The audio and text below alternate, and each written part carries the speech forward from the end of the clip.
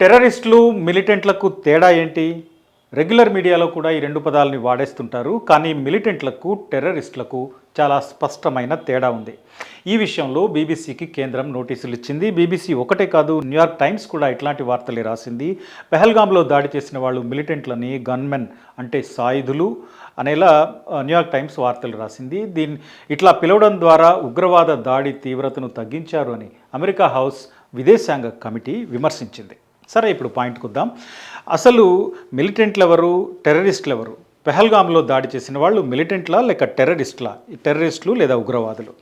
టెర్రరిస్టులు లేదా ఉగ్రవాదులు అంటే సాధారణ ప్రజలపై హింస లేదా భయాన్ని ఉద్దేశపూర్వకంగా ఉపయోగించి తమ రాజకీయ, మత లేదా సిద్ధాంతపరమైన లక్ష్యాలను సాధించుకునేలా ప్రభుత్వాలపై ఒత్తిడి తీసుకొచ్చేవాళ్ళు.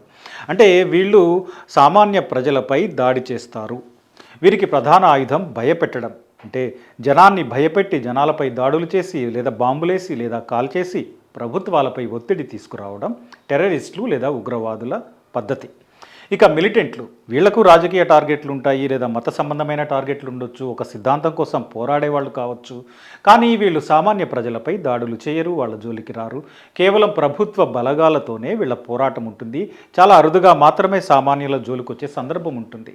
మిలిటెంట్లతో సామాన్య జనానికి సాధారణంగా ఎలాంటి ప్రాబ్లం ఉండదు.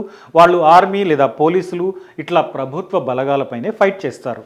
కానీ ఉగ్రవాదులు అట్లా కాదు, వాళ్ళు వీళ్ళు అని తేడా లేదు. సామాన్య జనంతో మొదలుపెట్టి భద్రతా దళాల వరకు అందరిపై దాడులకు దిగుతారు. ఎగ్జాంపుల్గా చెప్పుకోవాలంటే హైదరాబాద్లో లుంబినీ పార్క్, గోకుల్ చాట్, దిల్షుక్ నగర్ పేలుళ్ళు, మాలేగాంవ్ పేలుళ్ళు ఇవన్నీ చేసింది ఉగ్రవాదులు. వాళ్లను మిలిటెంట్లు అని ఒకవేళ అంటే వాళ్ళు చేసిన తప్పుని తగ్గించి చెప్పడం అవుతుంది. అయితే ఇలాంటివి ఎవరి దృక్కోణం నుంచి మాట్లాడుతున్నాం, సమస్యని మనం ఎలా చూస్తున్నాం అనే దాన్ని బట్టి వాళ్ళని పిలిచే పిలుపులు కూడా మారుతూ ఉంటాయి.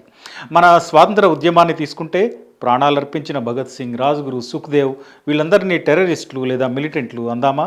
అనలేం కదా. వాళ్ళని మనం స్వాతంత్ర్య సమరయోధులు అంటాం.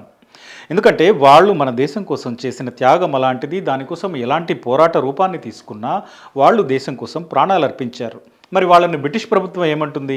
వాళ్లకు వ్యతిరేకంగా పోరాడారు కాబట్టి వాళ్ళని ఉగ్రవాదులని, మిలిటెంట్లని ఇట్లా రకరకాలుగా పిలుచుకుంది బ్రిటిష్ ప్రభుత్వం. ఇప్పుడు కశ్మీర్ దాడిలో పాల్గొన్న వాళ్ళు అమాయక జనాన్ని చంపేశారు. కానీ పాకిస్తాన్ ఏమంటుంది? కశ్మీర్ విముక్తి కోసం, కశ్మీర్ ఆజాదీ కోసం వాళ్ళు ఫైట్ చేస్తున్నారు అంటుంది. కశ్మీర్ బాగు కోసం పాకిస్తాన్ చేసిందేమీ లేదు, కానీ వాళ్ళని ఇట్లా పిలుస్తుంది. కాబట్టి పాకిస్తానీలా లేదా కశ్మీరీల ఉద్యమ దృక్కోణం నుండి చూసిన వాళ్ళు కొందరు వాళ్ళని మిలిటెంట్లు లేదా ఫ్రీడమ్ ఫైటర్స్ అంటారు.